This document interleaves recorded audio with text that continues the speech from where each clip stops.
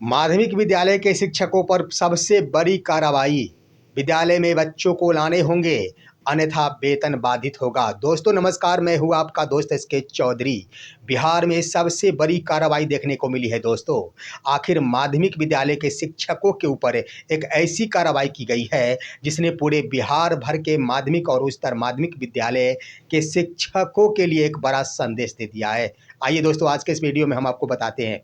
वैसे इसके बारे में मैंने कल के वीडियो में बताया था, लेकिन मैं एक बार फिर से बता देना चाहता हूं कि पूरे बिहार भर के माध्यमिक विद्यालय के शिक्षकों को सजग हो जाना पड़ेगा, अन्यथा उन्हें वेतन से वंचित होना पड़ सकता है। आइए दोस्तों, मैं बताता हूं आज के इस वीडियो में कि बिहार भर में सबसे बड़ी कार्रवाई एक जिला शिक्षा पदाधिकारी के स्तर से कर दी गई है। लेकिन दोस्तों एक बार फिर से मैं गुजारिश करूंगा, अगर आप मेरे इस चैनल को सब्सक्राइब कर लिए होंगे तो सब्सक्राइब करने की ज़रूरत नहीं है। अगर सब्सक्राइब नहीं किए होंगे तो सब्सक्राइब जरूर कर लेंगे। दरअसल दोस्तों, बीते कल याद करेंगे, मैंने देर रात आपको बताया था कि वैशाली जिला शिक्षा पदाधिकारी ने एक ऐसा स्पष्टीकरण पत्र जारी किया है जिसमें कार्रवाई भी संलिप्त है। वैसे तो मैंने कह दिया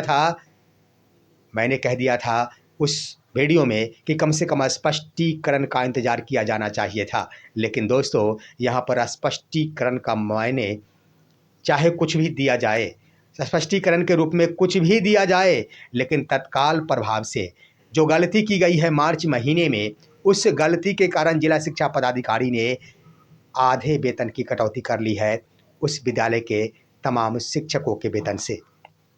दोस्तों वो पत्र एक बार फिर से आपके स्क्रीन पर, और इस पत्र में क्या है दोस्तों, दरअसल दोस्तों पातेपुर प्रखंड अंतर्गत यह उत्क्रमित उच्च माध्यमिक विद्यालय मौदा का मामला जुड़ा हुआ है। वहाँ एक जनप्रतिनिधि के द्वारा औचक निरीक्षण किया गया था और उसका वीडियो बना लिया गया था, और वीडियो भी दोस्तों वायरल हो रहे हैं। जिला शिक्षा पदाधिकारी वैशाली के यहाँ यह वीडियो दिखाया गया। कुल 17 स्टूडेंट नामांकित थे दोस्तों, 17 स्टूडेंट उपस्थित थे उस पूरे कैंपस में, और कुल नामांकित बच्चों की संख्या कक्षा 9 और 11 के लिए 180, लेकिन 180 बच्चों में सिर्फ 17 बच्चों की उपस्थिति ने आखिर कटघरे में लाकर खड़ा कर दिया उस विद्यालय के शिक्षकों को। स्पष्टीकरण उस विद्यालय की प्रधानाध्यापिका कुमारी रश्मि सहित कुमारी स्मृति सहित 12 अन्य शिक्षकों के ऊपर भी किया गया है। सबसे पहली बात कि आपके यहाँ गौर करेंगे दोस्तों, आपके यहाँ औचक निरीक्षण के क्रम में सिर्फ 17 बच्चे ही उपस्थित पाए गए, जिससे स्पष्ट होता है कि शिक्षा व्यवस्था पूरी तरह लड़खड़ा गई है, लचर व्यवस्थित हो गई है, जिसको लेकर मार्च महीने के वेतन से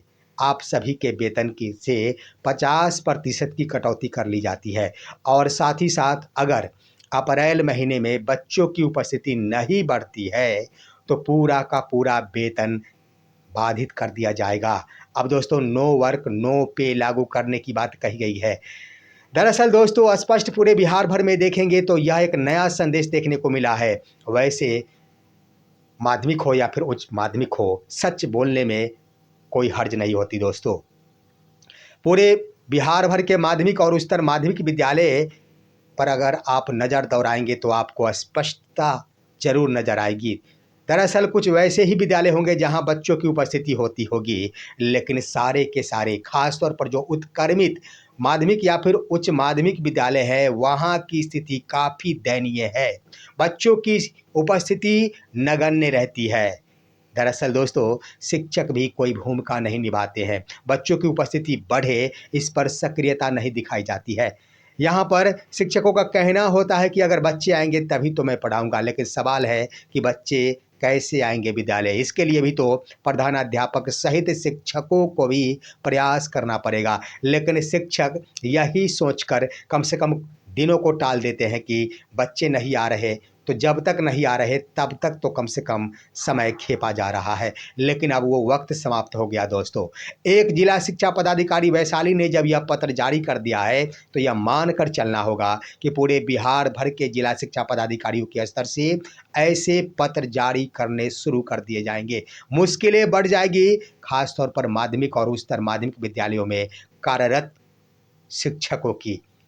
अब दोस्तों, यहाँ पर गौर करने वाली बात है कि शिक्षक को अपनी भूमिका तो निभानी ही पड़ेगी, मेहनत करनी पड़ेगी ताकि बच्चे विद्यालय में आए। लेकिन वहाँ पर चुनौती माध्यमिक विद्यालय के प्रधानाध्यापक के सामने भी है, शिक्षकों के सामने भी है। ऐसा इसलिए दोस्तों कि जब 11th कक्षा में चले जाते हैं छात्र, तब वो सिर्फ नामांकन कराते हैं और कहीं अन्यत्र वो ट्यूशन पढ़ते हैं, कोचिंग पढ़ते हैं, जहाँ तमाम विषयों की पढ़ाई होती है। छात्र का सिर्फ नामांकन होता है विद्यालय में, बच्चे अलग, छात्र अलग पढ़ाई कर रहे होते हैं। रजिस्ट्रेशन के समय आते हैं, उसके बाद फॉर्म भरते हैं, परीक्षा देते हैं। यही तो स्थिति बन चुकी है और यह परंपरा आज की नहीं है दोस्तों, दशकों से चली आ रही है परंपरा कि 11th मैट्रिक पास करने के बाद छात्र जिस विद्यालय में 11th में नामांकन ले लेते हैं, वहाँ सिर्फ उनका नाम रहता है, उनकी पढ़ाई कहीं और हुआ करती है। वही स्थिति देखेंगे दोस्तों, वैसे 9th क्लास के छात्र भी वही चीज़ देख लेते हैं और उसका अनुसरण करते हैं। जब 11th के बच्चे नहीं आते हैं, तो 9th क्लास के बच्चे भी उसी राह पर चलना प्रारंभ कर देते हैं। उनका भी नामांकन होता है, परंतु वो कहीं और निजी ट्यूशन, निजी कोचिंग में दाखिला ले लेते हैं और वहीं अपनी तैयारी बोर्ड की शुरू कर देते हैं। नतीजा ये होता है कि पूरा का पूरा माध्यमिक या फिर उच्चतर माध्यमिक छात्र विहीन हो जाता है। और हकीकत कह दिया जाए तो वहाँ जो शिक्षक पदस्थापित होते हैं, भले ही कुछ शिक्षक होंगे, उन्हें इस बात को सोचकर, देखकर खुशी महसूस होती ही होगी कि हमें पढ़ाना नहीं पड़ रहा, लेकिन ढेर सारे शिक्षक आखिर बैठ कर चले जाते हैं, उनके सामने बच्चे नहीं रहते हैं, उनका समय खपाना भी मुश्किल हो जाता है। ढेर सारे शिक्षक ये चाहते हैं कि बच्चे आए, लेकिन बच्चे आते नहीं। इसमें बदलाव करना होगा, सरकार को सख्त नियम बनाना होगा कि बच्चे हर हाल में उपस्थित हो और इसके लिए गाइडलाइन जारी करना होगा। अगर बच्चे महीने में इतने दिन उपस्थित नहीं होते हैं, तो उनका नाम काट दिया जाएगा। कुछ ना कुछ तो प्रतिबंध लगाना पड़ेगा, तभी तो आखिर बच्चे आ पाएंगे।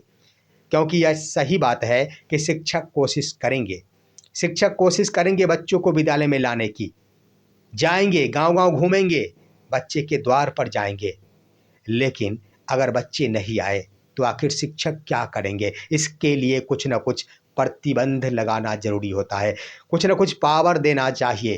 प्रधानाध्यापक और शिक्षक के ऊपर अगर पावर दे दिया जाता है कि अगर बार-बार प्रयास करने के बावजूद भी 9th कक्षा या फिर 10th या 11th या 12th के छात्र विद्यालय में उपस्थित नहीं होते हैं, तो आप इनका नाम विद्यालय से काट दें।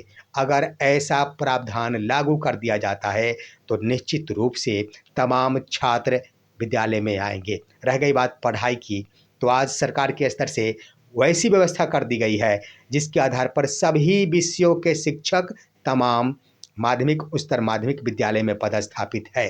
कहीं निजी कोचिंग या ट्यूशन करने की आवश्यकता ही नहीं है।